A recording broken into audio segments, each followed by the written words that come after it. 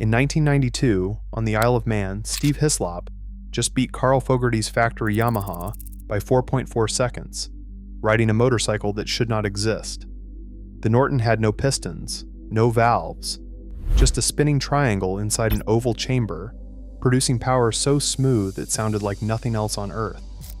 Yamaha had spent millions, Honda had unlimited resources. Suzuki had engineering teams larger than Norton's entire company. One British engineer working in a garden shed beat them all. Within 2 years, the racing world's governing body banned the rotary engine forever. Not because it was dangerous, because it worked too well. The Japanese manufacturers who had dominated racing for decades suddenly became passionate advocates for regulatory intervention. Safety became the excuse. Protection of corporate investment was the reality. This is how the racing elite murdered the best motorcycle engine ever built. Felix Wankel's rotary engine violated every sacred principle motorcycle engineers believed in. Every engine since the dawn of internal combustion used pistons hammering up and down in cylinders. Wankel said, "Forget all that. Use a triangular rotor spinning inside an oval chamber. No connecting rods, no crankshafts, no valves, no camshafts, no timing chains. Just a simple triangular piece of metal rotating in perfect balance." The theoretical advantages seemed impossible. Smaller, lighter, smoother than any conventional engine producing equivalent power. It fired once per rotation instead of once every 2 rotations. Perfect mechanical balance instead of violent reciprocating masses trying to tear themselves apart. But theory is where most revolutionary ideas die. Germany's 1974 Hercules W2000 proved the concept was hopeless. It was heavy, expensive, and underpowered. It ran so hot it could literally melt itself. It had terrible fuel economy. The entire industry concluded rotary engines were engineering curiosities with no practical application. The problem seemed insurmountable. The spinning seals at the rotor tips wore out faster than tires. The combustion chambers could not burn fuel completely. Most fatally, the engines were impossible to tune using conventional methods. Every major manufacturer studied it and walked away. David Garside refused to quit. He had watched British motorcycle racing die as Japanese manufacturers systematically outspent and out-engineered every European rival. Playing by established rules meant guaranteed defeat. If British engineering was going to survive, it needed to rewrite the rules entirely. Garside's breakthrough came from understanding that the rotary engine's biggest weakness could become its greatest strength. The excessive heat that destroyed other designs could be harnessed as part of the engine's cooling system. His solution was elegantly simple. He channeled incoming air through the interior of the spinning rotor to extract heat. He collected that hot air in a large chamber where it could cool before mixing with fuel. This turned the engine's heat production into part of its performance advantage. By 1984, Norton had built the Interpol 2 police motorcycle. It used a 588 cubic centimeter twin rotor engine that produced 85 horsepower and delivered a smoothness conventional engines could not match. The Interpol 2 also revealed the technology's fatal flaw. It only worked when moving fast enough to force air through the cooling system. At low speeds, the engine would overheat and destroy itself. For a police motorcycle stuck in traffic, that was disqualifying. For a racing motorcycle that would spend its life at maximum speed, it might be perfect. The question was whether anyone would be crazy enough to risk their life finding out. Brian Crighton's workshop was a disgrace to professional engineering. Located in a converted garden shed behind his house in Leicester, it had no proper ventilation, inadequate lighting, and tools that belonged in a museum. Honda's racing team had better facilities in their truck tool compartments than Crighton had in his entire operation. But Crighton had something Honda's engineers lacked: the desperation that drives breakthrough innovation. As Norton's service engineer, Crighton spent his days fixing the constant failures that plagued the Interpol 2 police bikes. Overheated engines, worn rotor seals, fouled spark plugs. Every breakdown taught him something about the rotary's potential and limitations. While other engineers saw problems, Crighton saw possibilities. The rotary's failures were not fundamental design flaws. They were tuning issues nobody had properly solved. The overheating could be managed with better cooling systems. The seal wear could be reduced with improved materials. More importantly, the power output could be dramatically increased if someone was willing to push the technology beyond conservative police bike specifications. When Crighton proposed building a racing version, Norton's management laughed him off. They were struggling to make a police bike reliable enough for real-world use. The idea of a high-performance racing version seemed like engineering fantasy, but Crighton had the kind of obsession that ignores logic and corporate authority. Working nights and weekends from his inadequate shed, he began systematically extracting racing performance from rotary technology. His testbed was an engine salvaged from a crashed police bike, essentially garbage that he transformed into a research platform. The breakthrough came from understanding that rotary engines could not be tuned like conventional piston engines. You could not install different camshafts or pistons to increase power.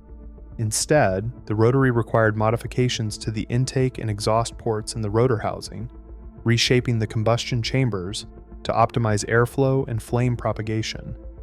Working with techniques borrowed from two-stroke development, Crighton gradually coaxed more power from the 588 cubic centimeter engine.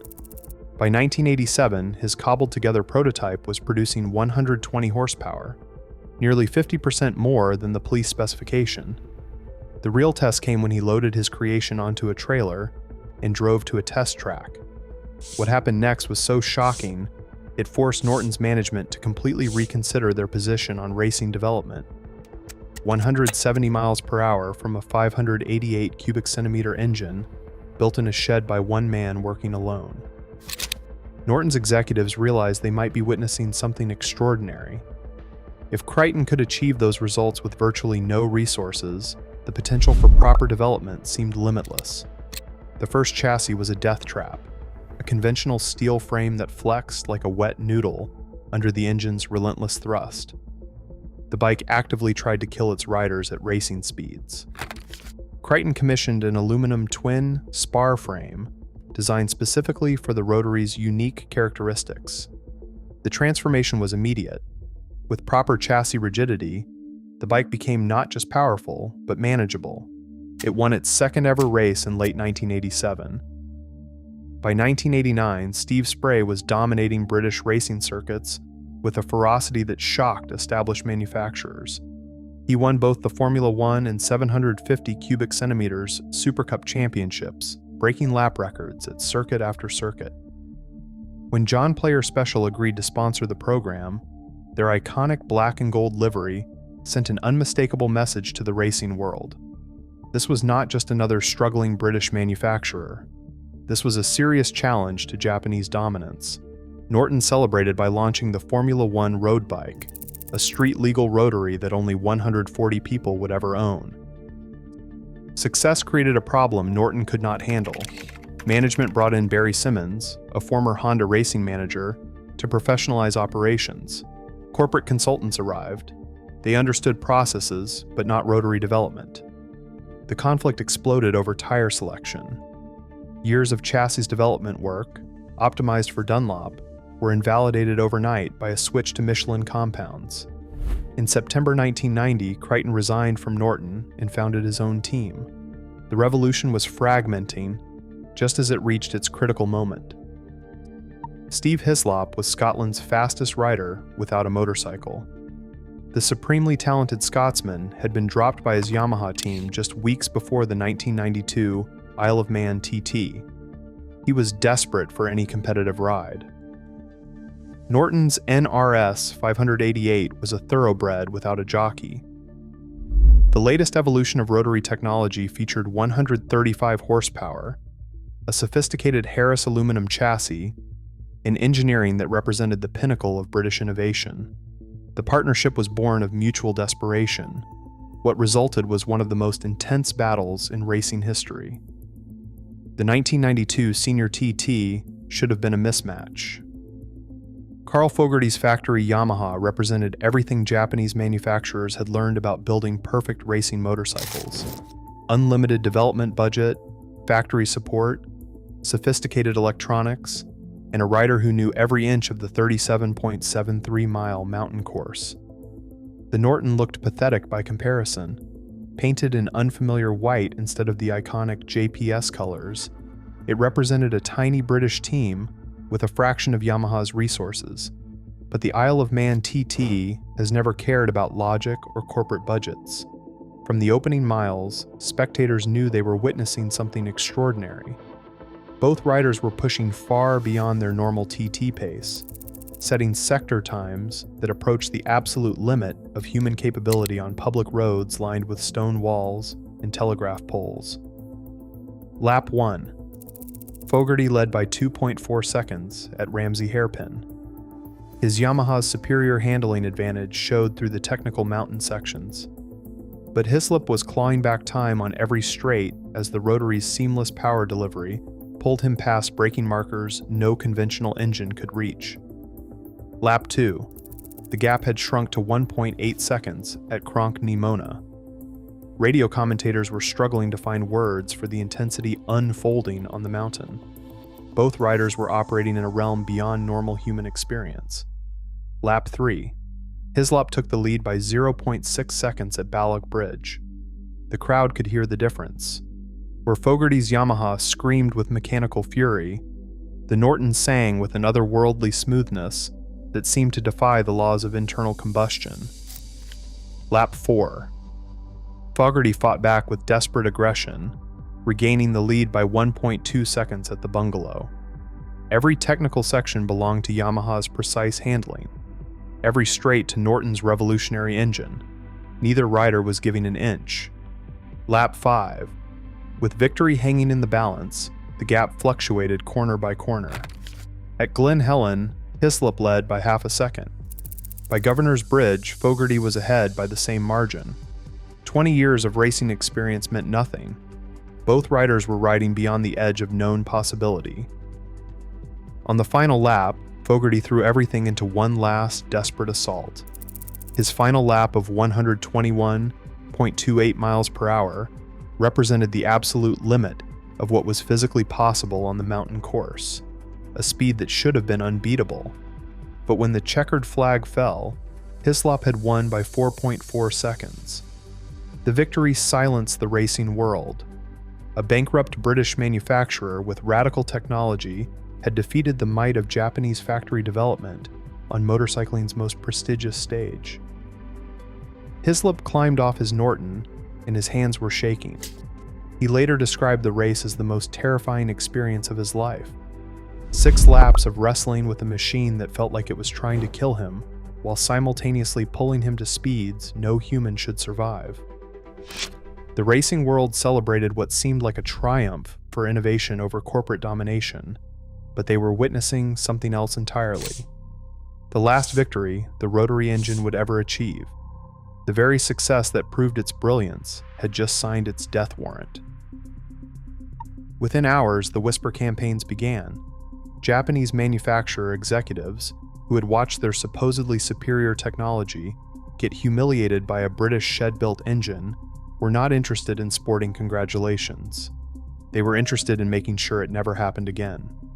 The attack came on multiple fronts, each designed to appear reasonable while systematically destroying rotary racing. First was the equivalency question.